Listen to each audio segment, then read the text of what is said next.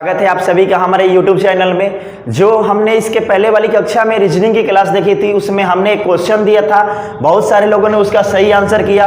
उसका जो right answer होगा सर वो 72 होगा। क्या होगा? 72 होगा, यानी 72 उस प्रश्न का राइट आंसर होगा। तो चलिए बिना देर किए हुए बढ़ते हैं हम आज के इस पहले क्वेश्चन पे। और आज हमने जो उठाया है टॉप सिलेक्टेड मैथ को उठाया है, जो हर एक एग्जाम के लिए महत्वपूर्ण है। हमारा पहला क्वेश्चन आपको स्क्रीन पर दिख रहा होगा, यहाँ से दिया गया आशीष और कुशल की वर्तमान आयु में 24 वर्ष का अंतर है। क्वेश्चन नंबर फर्स्ट जो दिया है, एक जो दिए है क्या नाम दिया है? आशीष दिया है। और सेकंड जो दिया है क्या नाम दिया है? कुशल दिया है। क्या नाम दिया हुआ है? कुशल दिया है। ठीक है, दोनों के बीच में अंतर कितने का है? तो दोनों के बीच में जो अंतर है वो अंतर दिया है 24 का दिया। क्या दिया है? 24 साल का अंतर दिया है। और साथ ही साथ दोनों का रेशियो दिया है कि उनका जो रेशियो है वो 3:7 के अनुपात में है। यानी आशीष का रेशियो कितना है? 3 और कुशल का रेशियो कितना है? 7। और दोनों के बीच का डिफरेंस कितने का है? तो कह सकते हैं कि 24 साल का अकॉर्डिंग टू द क्वेश्चन। ठीक, हम देखते हैं कि मेरे अनुसार इसका डिफरेंस कितने का है। तो मेरे अनुसार जो डिफरेंस है वो सर 4 यूनिट का डिफरेंस है। मेरे अनुसार जो डिफरेंस है वो 4 यूनिट का है, लेकिन कंडीशन करता है ये क्वेश्चन के अनुसार डिफरेंस कितने का है? तो 24 वर्ष का अंतर है। कितने का अंतर है? 24 वर्ष का अंतर है। यानी कह सकते हैं कि 4 यूनिट का जो वैल्यू होगा वो 24 को रिप्रेजेंट कर रहा होगा। राइट, तो 4 बराबर 24, तो सर कह सकते हैं कि 1 बराबर किसको रिप्रेजेंट करेगा? 1 बराबर 6 को रिप्रेजेंट करेगा। क्वेश्चन के लास्ट में बोला है उनकी वर्तमान आयु का योग होगा। ये जो रेशियो दिया था ये आपके पास रियल दिया था, और अभी इनका रेशियो को अगर ऐड कर दे तो 3 और 7 आपस में ऐड कीजिएगा तो कितना होगा? 10 रेशियो होगा। और एक रेशियो का वैल्यू 6 यूनिट है, तो 6 से मल्टीप्लाई कीजिएगा तो आपका राइट आंसर क्या आ जाएगा? 60 वर्ष आ जाएगा। क्या आ जाएगा? 60 वर्ष आपका राइट आंसर हो जाएगा। तो इस तरह से पहला जो क्वेश्चन है उसका आंसर 60 वर्ष आएगा। आइए बढ़ते हैं दूसरे क्वेश्चन। जो मेरा अगला क्वेश्चन है आपको स्क्रीन पे यहाँ पे दिख रहा होगा कि इस समय यानी रियल एज में एम जो है के से 15 वर्ष बड़ा है। पहले पूरी क्वेश्चन को समझते हैं फिर सॉल्यूशन पे चलते हैं। एम के से 15 वर्ष बड़ा है और 5 वर्षों के बाद उसकी आयु 10 वर्ष हो जाएगी। ठीक है, 5 वर्षों के बाद जो के की आयु है वो 10 वर्ष हो जाएगी। तो पूछा है कि एम का जो रियल एज है वो क्या होगा। क्वेश्चन नंबर सेकंड, कितने नाम दिए हैं? 2 तरह का नाम दिए गए हैं। पहला नाम क्या है? जो पहला नाम है वो एम दिया गया है और जो दूसरा नाम है वो के दिया गया है। कंडीशन दिया गया है कि एम जो है वो के से 15 वर्ष बड़ा है। एम जो है वो के से 15 वर्ष, यानी के का कुछ ना कुछ एज होगा, उसमें अगर प्लस का हम 15 कर देंगे तो हमें एम का एज निकल करके आ जाएगा, वो भी रियल एज आ जाएगा। खैर आगे बढ़ते हैं तो डाटा हमको ये मिलता है कि 5 वर्षों के बाद के की आयु 10 वर्ष हो जाएगी। यानी इसका जो दिया गया है वो क्या दिया कि 5 वर्ष के बाद दिया। क्या दिया है? 5 वर्ष के बाद दिया है। 5 वर्ष के बाद इसका आयु कितना हो रहा है? तो इसका आयु जो हो रहा है वो 10 वर्ष हो रहा है। क्या हो रहा है? 10 वर्ष हो रहा है। इसका आयु 10 वर्ष हो रहा है। सर कह सकते हैं कि 5 वर्षों के बाद इसका आयु जब 10 साल होता है तो अभी इसका रियल एज क्या होगा? तो सर रियल एज कह सकते हैं कि 5 वर्ष बाद 10 साल, तो अभी जो रियल एज होगा वो 5 वर्ष होगा। बोलिए समझ में आया होगा। और अभी जब इसका रियल एज 5 साल, किसका? के का निकल के आ गया, और रियल एज से 15 साल बड़ा है एम का आयु, तो एम कितना हो जाएगा आपका? 5 तो ये है ही, साथ ही साथ के की तुलना में ये 15 साल बड़ा है तो हम 15 को दे देंगे। यानी टोटल मेरा जो आंसर निकल के आएगा वो क्या निकल के आएगा? 20 वर्ष निकल के आएगा। तो आई होप कि आपको ये क्वेश्चन अच्छे से समझ में आया होगा। अगर चैनल पे पहली बार है तो सर सब्सक्राइब करके, शेयर नहीं किया तो एक बार शेयर अवश्य करते हैं। बढ़ते हैं थर्ड क्वेश्चन पे। चलिए अगला जो मेरा क्वेश्चन दिया गया है वो एवरेज से हमने लिया। यहाँ पे क्वेश्चन में दिया गया कि किसी परीक्षा में 8 विद्यार्थियों द्वारा प्राप्त अंकों का औसत 51 दिया गया है। 8 विद्यार्थी हैं जो कि 51 के औसत से प्राप्त करते हैं, यानी प्रत्येक कहीं ना कहीं 51 नंबर ये लेते हैं। ठीक है, आगे जो दिया तथा अन्य 9 विद्यार्थी द्वारा 68 प्राप्त किया गया। यानी शुरुआती बिंदु में क्वेश्चन नंबर 3 की बात कर ले तो शुरुआती बिंदु में कितने विद्यार्थी थे? टोटल आपके पास नंबर ऑफ स्टूडेंट थे वो 8 थे। कितने थे? नंबर ऑफ स्टूडेंट 8 थे। ठीक है, विद्यार्थी द्वारा कितना है 51 है, तो कह सकते हैं कि 8 विद्यार्थी द्वारा 51 है, तो 51 गुणे 8 अगर कर लेंगे तो यहाँ से टोटल हमें मार्क्स प्राप्त पता चल जाएगा। तो 8 में 1 से गुणा किया 8, 8 बचे 40, यानी टोटल मार्क्स कितने आ गए 408 आ गए। अगला केस में जो दिया गया 9 विद्यार्थी के औसत अंक 68 थे। 9 विद्यार्थी कितने थे 68 थे, तो 68 गुणे 9 कर लेंगे तो यहाँ से मुझे टोटल मिल जाएगा। तो 9 8 72 की 2 हासिल 7, 9 6 54 60 और 1 61, यानी 9 विद्यार्थियों द्वारा कुल मिलकर के 612 मार्क्स मिला, जबकि 8 विद्यार्थियों द्वारा कुल मिलकर के मुझे 408 नंबर मिला। यानी टोटल तौर पे कह सकते हैं कि हमारे पास विद्यार्थी कितने मिल गए, हमारे पास विद्यार्थी मिल गए 17, 8 फर्स्ट वाले केस में, सेकेंड वाले केस में 9 विद्यार्थी। टोटल बात कर दें तो यहाँ पे हो जाएगा 6 4 1012 और 8 20, यानी कितना हो जाएगा 1020 हो जाएगा। ठीक, कुल संख्याओं का योग बटा कुल संख्या, हमने इसलिए इसे किया है क्योंकि जो हमारा औसत होता है वो यही कहलाता है कि कुल संख्या का योग बटा कुल संख्या। योग मेरा आ गया 1020, जबकि कुल संख्या मेरे पास नंबर ऑफ स्टूडेंट कितने थे 17 थे। 17 से कटाएंगे तो 17 छक दिलोतर से, यानी एवरेज कितने का निकल के आ रहा है 60 का। तो आपका राइट आंसर क्या हो जाएगा सर 60 हो जाएगा। चलिए बढ़ते हैं अगले क्वेश्चन पे। क्वेश्चन नंबर 4 कह रहे, क्वेश्चन नंबर 4 आपको स्क्रीन पे दिख रहे होंगे कि यदि दो संख्याएं 5:6 के अनुपात में है और उनका महत्तम समापवर्तक 4 है तो उनका लघुत्तम समापवर्तक क्या होगा। क्वेश्चन नंबर 4 में देखिए दो तरह की संख्याएं दी गई है और दो संख्याएं हम एज्यूम कर लेते हैं कि एक तो ए होगा और एक तो क्या होगा आपके पास बी होगा, राइट। इसका जो रेशियो दिया है वो 5:6 का दिया है। कितना का दिया है 5:6 का दिया है। और कह रहे इनका मौसा जो है कितना दिया है, मौसा इसके पास 4 दिया है, यानी कह सकते हैं कि मेरे भाई मौसा HCF बराबर क्या दिया है 4। तो याद रखिएगा मौसा हमेशा गुणा करता है और लसा हमेशा भाग करता है, ठीक है। फिलहाल ऐसे भी देखते हैं तो 5 और 6 डिविजिबल नहीं है, और जब अलग अलग संख्या रहेगा, अभाज्य संख्या रहेगा यानी कटने वाला संख्या नहीं रहेगा, उस कंडीशन में जो मौसा होता है हमेशा क्या होता है 1, और 1 का मान क्या दे दिया आपके पास 4 दे दिया, और 1 का मान दे दिया 4। तो सर ए वाली संख्याएं क्या हो जाएगी 5 गुणे 4 बराबर कह सकते हैं कितना हो जाएगी 20, और 4 गुणे 6 कर लेंगे तो बी वाली संख्याएं कितने आ जाएगी, तो 4 छक आ जाएगी 24। और सभी लोग जानते हैं कि 20 और 24 का जो एलसीएम निकलेगा वो एलसीएम क्या निकल जाएगा 24 बचे 20 से 20 छक 20 से, यानी right answer of this question guys क्या हो जाएगा 120 आपका राइट आंसर हो जाएगा।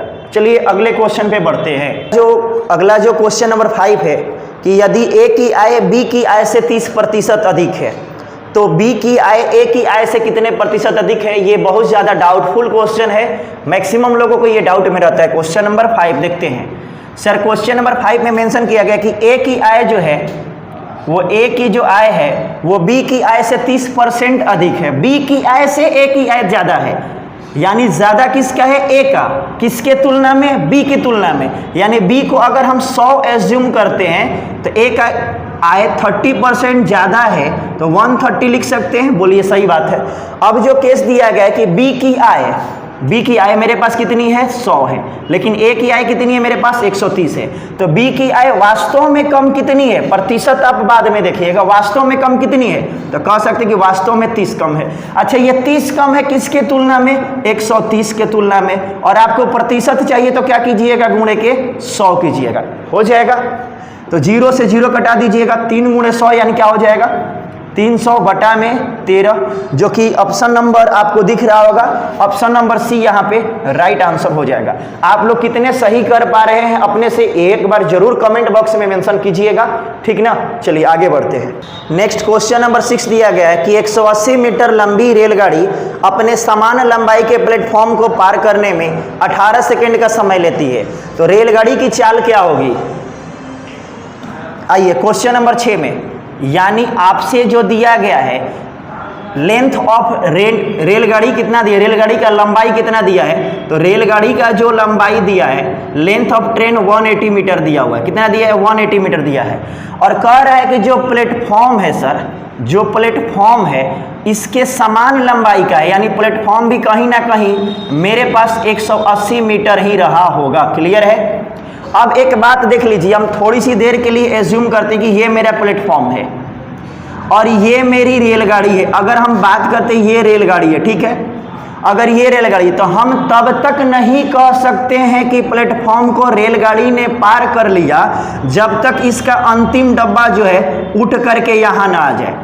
उठ करके जब तक यहाँ, तो जाहिर सी बात है कि अंतिम डब्बा यहाँ इसके किनारे में आएगी, तो जो शुरुआती डब्बा यानी इंजन जो होगा वो इसके भी आगे होगा। अब एक बात देखिए, ये था 180 मीटर, तो यहाँ भी कितना रह जाएगा 180 मीटर, और देन प्लेटफॉर्म भी आपके कितनी है, तो प्लेटफॉर्म भी आपकी 180 मीटर है। तो इस केस में जो कुल लंबाई हो जाएगा, जो कुल लंबाई हो जाएगा, कुल लंबाई कितना हो जाएगा 180 और 180 ऐड कर दीजिएगा तो 360 हो जाएगा। ये कुल लंबाई हो गया, और कुल लंबाई ही आपको डिस्टेंस का काम करेगा, यानी यही लंबाई जो है आपको दूरी का काम करेगा, जो कि आपको मीटर में दे रखा है। आगे कंडीशन दिया है कि समय इसने, यानी जो समय है, समय कितना लिया है, तो समय जो लिया है इसने 18 सेकंड लिया है। कितना लिया है मेरे भाई 18 सेकंड। आपको फाइंड क्या करने हैं, आपको स्पीड ऑफ ट्रेन फाइंड करने हैं, यानी रेलगाड़ी की चाल निकालनी है। और सभी लोग जानते हैं चाल बराबर क्या होता है सर, तो होता है दूरी बटा में समय होता है। क्या होता है मेरे भाई, दूरी बटा में समय। दूरी ही उसका लंबाई का काम करेगी, या यूं कहूं तो लंबाई ही उसका दूरी का काम करेगी। दूरी कितना हो जाएगा 360 हो जाएगा। देन समय कितना दिया है, समय आपके पास 18 सेकंड दिया है। यहां से ध्यान दीजिएगा, ये जो दिया है वो सेकंड में दिया, और ये किस में दिया है, मीटर में दिया है। ये कटेगा तो कितने बार में कटेगा, 20 बार में, और साथ ही साथ क्या लिख सकते हैं, मीटर बटा सेकंड या मीटर प्रति सेकंड इसको लिख सकते हैं। तो राइट आंसर आपका जो होगा वो ऑप्शन नंबर डी को अगर आपने टिक किया है तो बिल्कुल आप सही दिशा में जा रहे हैं।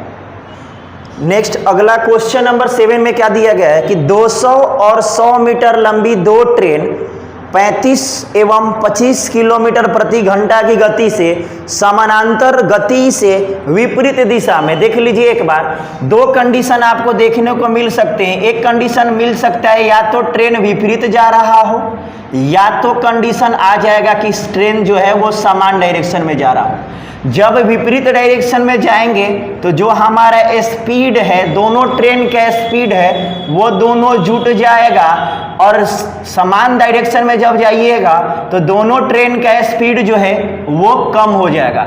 लेकिन बात कर देते हैं लंबाई का, तो लंबाई एनी हाउ कंडीशन आपको जुटता ही जुटता है। फॉर एग्जाम्पल अगर हम बात कर दें तो किसी भी कंडीशन में लंबाई जो होती है हमेशा जुड़ते रहती है। फॉर एग्जाम्पल अगर लेते हैं कि अगर ट्रेन इधर से चल रही है, ये ट्रेन इधर चल रही है, तो हम कह सकते हैं कि एक दूसरे को तब तक नहीं कहा जा सकता कि पार कर गई जब इसका इंजन यहाँ पे और इसका इंजन यहाँ पर आ जाएगा। यानी ये दोनों जब अंत पॉइंट पर मिलेंगे तो हम कह सकते हैं कि ट्रेन एक दूसरे को पार कर गई। ये तो हो गई अपोजिट डायरेक्शन।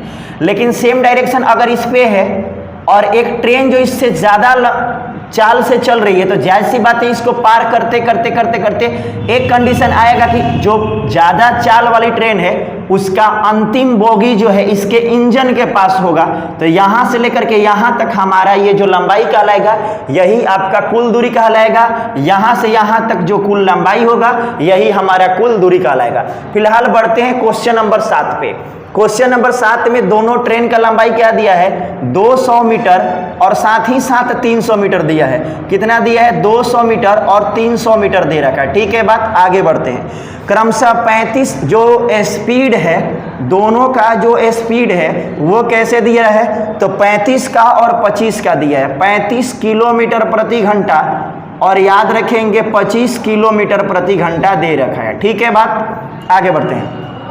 तो सर ये मिल गया कुल दूरी और ये मिल गया मेरे पास कुल चाल, और हमको निकालना क्या है, समय निकालना है। तो सभी लोग जानते हैं कि समय बराबर क्या होता है, तो समय बराबर जो होता है दूरी बटा में चाल होता है। यानी टाइम इज इक्वल टू क्या होता है, डिस्टेंस अपॉन स्पीड होता है। ठीक है, डिस्टेंस आपके पास मीटर में दे रखा है 500 मीटर। एक बात याद रखिएगा, और इसका जो स्पीड है जुड़ जाएगा, चूंकि केस क्या लगा है, अपोजिट वाला लगा है। तो 35 5 40 और 20 क्या हो गया, ये 60 किलोमीटर प्रति घंटा निकल के आ गया। और हमारा जो दूरी दिया गया है वो मीटर में दिया है। तो या तो मीटर वाली दूरी को किलोमीटर में बदलिए और नहीं तो इसको चेंज कर लीजिए। मैक्सिमम लोग चेंज करते हैं कि किलोमीटर प्रति घंटा को मीटर प्रति सेकेंड बदलने के लिए उसमें हम गुणा करते हैं 5/18 से गुणा करते हैं। ठीक है बात। आगे बात करते हैं यहाँ से, तो 0 से ये 0 कट जाएगा, 5 से कट जाएगा ये 10 बार में, और ये कट जाएगा 6 से कट जाएगा ये 3 बार में, यानी 10 तिहाई क्या निकल के आ गया, 30 निकल के आ गया। यानी जो समय निकल के आएगा वो क्या निकल के आएगा, 30 सेकेंड निकल के आ जाएगा। बढ़ते हैं क्वेश्चन नंबर 8 पर कि ये जो क्वेश्चन दिया गया है वो सिंपल इंटरेस्ट से क्वेश्चन दिया गया, साधारण ब्याज से ये क्वेश्चन उठाया गया है कि यहाँ पे दिख रहा होगा, हम आपको डायरेक्ट लिख दे रहे हैं। क्वेश्चन नंबर 8 में रेट ऑफ इंटरेस्ट कितना है, 8% का जो मान है वो कितना दे रखा है मेरे भाई, 5% दे रखा है, राइट। और जो आपके पास टाइम पीरियड है यानी जो समयावधि है वो कितने का दिया हुआ है, वो 3 माह का दिया हुआ है। कितने का दिया हुआ है, 3 माह का दिया हुआ है। और साथ ही साथ क्या बोला है कि किए गए कितने मूलधन पर साधारण ब्याज, यानी जो एसआई है साधारण ब्याज है वो कितना मूलधन रखना पड़ेगा ताकि 25 रुपया का हमें इंटरेस्ट प्राप्त होगा। ठीक है, देखिए जब कंडीशन आ जाएगा महीना का, तो अगर देखिए 2 कंडीशन आ सकती है।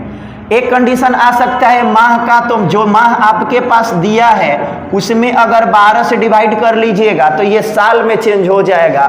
हमने इसको साल में चेंज क्यों किया, क्योंकि रेट ऑफ इंटरेस्ट जो दिया गया है वो वार्षिक दिया गया है, बट टाइम पीरियड जो दिया गया है वो मंथली बेस्ड है, राइट। और अगर आपको दिन दे दिया, जैसे मान लीजिए कि 73 दिन का इंटरेस्ट निकालना है, तो 73 दिन में हम 365 से भाग लगाएंगे। याद रखिएगा 366 से भाग मत लगाइएगा, क्योंकि जब तक वो एग्जामिनर ना बोल दे एक विशेष वर्ष, हम साधारण वर्ष को ही लेकर के चलते हैं। और साधारण वर्ष में सभी लोग जानते हैं टोटल जो समय होता है 365 होता है। ठीक है बात, आगे बढ़ते हैं। अच्छा, इसमें निकालना क्या है, मेरे पास प्रिंसिपल निकालना है कि प्रिंसिपल क्या होगा यानी मूलधन क्या होगा। तो एक बेसिक फार्मूला से पहले बताते हैं, फिर इसका डायरेक्ट अप्रोच भी हम बता देंगे, राइट। अगर बात कर देखते साधारण ब्याज बराबर फार्मूला क्या होता है, तो मूलधन गुणे दर गुणे समय बटा में क्या होता है सर, 100 होता है। साधारण ब्याज दिया हुआ है 25 बटा में 1 लिख सकते हैं, पी मूलधन आपको फाइंड करने हैं, इनटू यहाँ पे रेट ऑफ इंटरेस्ट क्या दिया है, 5 दिया हुआ है, आगे टाइम पीरियड कितना दिया है, 3 दिया हुआ है, और बटा में 100 लगाएंगे, लेकिन साथ में साथ यहाँ से 12 से भाग लगाएंगे। कारण क्या है, 3 आपके पास महीना में था, राइट। 5 से कटा दीजिएगा ये 5 बार में आ जाएगा, 3 से कटा दीजिएगा ये 4 बार में आ जाएगा, यानी 5 चौके क्या आ गया 20, और 20 गुणे 100 बराबर आपको जो मिल गया वो 2000 मिल गया, वो 2000 मिल गया। लेकिन ये तो हो गई आम जिंदगी। चलिए चलते हैं एक मेंटोर्स जिंदगी पर जो आपके दिमाग की बत्ती को सर जला सकता है। एक बात देख लीजिए कि हम कर सकते हैं कि जो एसआई बराबर होता है उसमें आरटी कह सकते हैं, यानी साधारण ब्याज बराबर दर गुणे समय कर सकते हैं। भाई मेरे साधारण ब्याज कितना दे रखा है आपके पास, 25 दे रखा है। रेट ऑफ इंटरेस्ट क्या दिया है मेरे पास, 5% दिया हुआ है, राइट। और यहाँ पे समयावधि कितना दिया हुआ है, 3 माह दिया है। 12 से भाग लगाएंगे मेरे भाई तो ये साल में तब्दील हो जाएगा, कारण वर्ष जो वार्षिक दर है वो दर है जो वार्षिक दिया है। 3 से कटा देंगे 4 टाइम में, ये प्रतिशत हटेगा तो बटा में 100 आएगा, और ये 5 से कटेगा ये 5 टाइम में, तो 5 गुणे 4 20, 20 गुणे 100 बराबर मेरा आंसर जो आएगा निकल के वो 2000 रुपया। तो हम आपसे उम्मीद करते हैं कि ये प्रोसेस अगर अच्छा लगा होगा तो वीडियो को अभी लाइक कीजिए और कमेंट बॉक्स में एक बार जरूर मेंशन कीजिए कि आपको कॉन्सेप्ट कैसे लगते हैं, और पेपर में इसी को प्रैक्टिस करके जाइएगा, इसी पर बनाइएगा, समय बहुत बचेगा आपका। चलिए बढ़ते हैं अगले क्वेश्चन पर। चलिए बढ़ते हैं एक साझेदारी वाले प्रश्न में जो आपको बेहद पसंद आएगा ऐसा हम उम्मीद करते हैं। चलिए क्वेश्चन नंबर 9 में क्या दिया गया है सर, डाटा के साथ में आते हैं, एक बार क्वेश्चन पढ़ लेते हैं कि राजू है जो 48,000 रुपया लगा करके एक व्यापार को प्रारंभ किया। जो राजू है वो कितने रुपया लगाता है सर, तो राजू जो है वो 48,000 रुपया लगाता है, और साथ ही साथ 7 महीने के बाद, यानी राजू ने जब 7 महीने व्यापार अपना कर लिया तो क्या हुआ कि 7 महीने के बाद 56,000 पूंजी लगा करके मोहित शामिल हो गया। एक जो है इसमें मोहित शामिल हो जाता है जिसका पूंजी कितना दे रखा है मेरे भाई, तो कह सकते हैं कि 56,000 इसका पूंजी दे रखा है। क्लियर है, आगे बढ़ जाते हैं। तो और लाभ होता है व्यापार में कितने का, 5,885 रुपया का लाभ हो रहा है। तो क्वेश्चन में बोला है कि मोहित का भाग क्या होगा। एक बात देखिएगा, जब समय का जिक्र न करे तो यहाँ पे हमको वार्षिक लेना पड़ेगा, यानी 12 महीने लेना पड़ेगा। तो राजू का ये 48,000 रुपया हम कह सकते हैं कि टोटल 12 महीना के लिए व्यापार में लगा हुआ है। राइट, आगे बढ़ते हैं। एक बात बताइए, ये 7 महीना के बाद जुड़ा है व्यापार में। हमारी बात को ध्यान से समझिएगा कि राजू ने व्यापार शुरू किया और 7 महीने तक व्यापार कर लिया, उसके बाद मोहित उसमें जुड़ता है, यानी व्यापार चला कितने दिन तक, कितने महीना तक, तो 12 महीना तक, और ये 7 महीना बाद इसमें आया है। तो कह सकते हैं कि ये जो डाटा है वो 5 महीना ही व्यापार में रहता है। ठीक है, बात आगे बढ़ते हैं। रेशियो में है तो 3 0 से 3 0 शहीद हो जाएंगे आपके, ये कट जाएगा तो 28 आ जाएगा, ये कट जाएगा तो 24 आ जाएगा। अच्छा, अभी और कट रहा है तो 4 सते 28 और 4 छक 24, तो 6 गुणे 12 कीजिएगा तो इसका रेशियो निकल के आ गया 72 का, और 7 गुणे 5 कीजिएगा तो इसका रेशियो निकल के आ गया 7 पचे 35 का। अच्छा, ये जो देखिए, ये क्या लगाया था आपने, पूंजी लगाया था। क्या लगाया था, पूंजी। लेकिन ये जो निकल के आया वो आपको क्या निकल के आया, ये आपका प्रॉफिट निकल के आ गया। क्या निकल के आया, प्रॉफिट। पूंजी को जब आप मिनिमाइज कीजिएगा, कटाइएगा, तो आपको ये प्रॉफिट निकल के आएगा। टोटल प्रॉफिट मेरे पास कितने हो गए मेरे भाई, तो 70 30 100 107 हो गए। कितने हो गए, 107 हो गए। राइट, 107 हो गया। लेकिन वर्ष के अंत में 5,885 रुपया का लाभ कमाता है। मेरे अनुसार लाभ कितना है, 107 का है, लेकिन वर्ष के अंत में लाभ कितना कमा रहा है, 5,885 रुपया का ये लाभ कमाता है। राइट, आगे हम बात कर लेते हैं कि कितने बार में कटेगा। तो ये जो कटेगा वो 55 बार में कटेगा, यानी 1 यूनिट का जो वैल्यू निकल के आ गया वो 55 निकल के आ गया। कितना निकल के आ गया, 55 निकल के आ गया। और पूछा क्या गया है कि मोहित का भाग क्या होगा, तो मोहित का भाग पूछे या रोहित का भाग पूछे कोई दिक्कत नहीं होगा। हमारे अनुसार एक का मान कितना है या 55, और मोहित का ये भाग कितना है 35, तो हम यहाँ से 55 में 35 से मल्टीप्लाई कर लेंगे तो 5 पचे 25 की 5 हांसी लगा 2, 5 पचे 25 और 15 40, 40 2 42 की 2 हांसी लगा 4, 5 15 और 4 19, 1925 रुपया, जो कि आपके विकल्प नंबर सी में दिए गए हैं। तो फ्रेंड्स, कैसी लगी ये वीडियो एक बार ज़रूर आप कमेंट्स बॉक्स में मेंशन कीजिए। अगर वीडियो अच्छी लगी है तो एक लाइक और कम से कम अपने 5 मित्रों के पास इसे शेयर जरूर कीजिएगा। और अगर वीडियो अच्छी नहीं लगी है तो आप डिसलाइक वाले बटन को हिट कीजिए और कमेंट सेक्शन में अपना राय दीजिए कि आपको क्या इस वीडियो में कमी लगी समझने के दृष्टिकोण से। Thank you so much. मिलते हैं अगले वीडियो में शाम में 7:30 बजे।